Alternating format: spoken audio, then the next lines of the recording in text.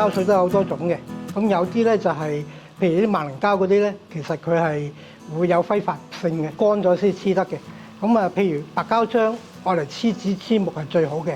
咁但係咧，佢又要等時間乾，漿糊咁黐紙啦，咁但係佢又黐唔到木嘅，唔夠力嘅。油油咁，大家好多時就以為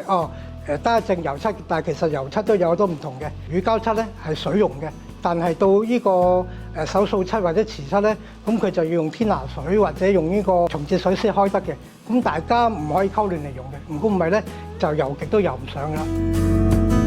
如果喺個舞台咧，其實有好多時我哋有需要，可能要吊啲景，有啲巴落嚟啦，我哋需要嘅布或者板景咧點樣掛上去啦，要有啲升降台咧係畀我哋要校燈啊，呢啲咧大型嘅器材咧，我哋平時都冇嘅，一定要入到舞台先有。其實係唔係劇場人咧？只要你對呢啲咁嘅做一啲工具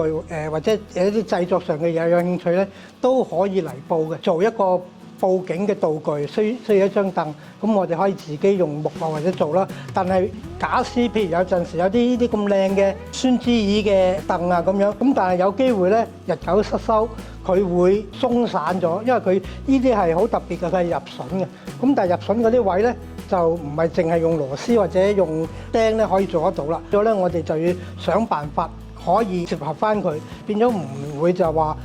你一張凳咁覺得冇用就抌咗佢。其實我哋有機會維修翻之後咧，就可以繼續用啦。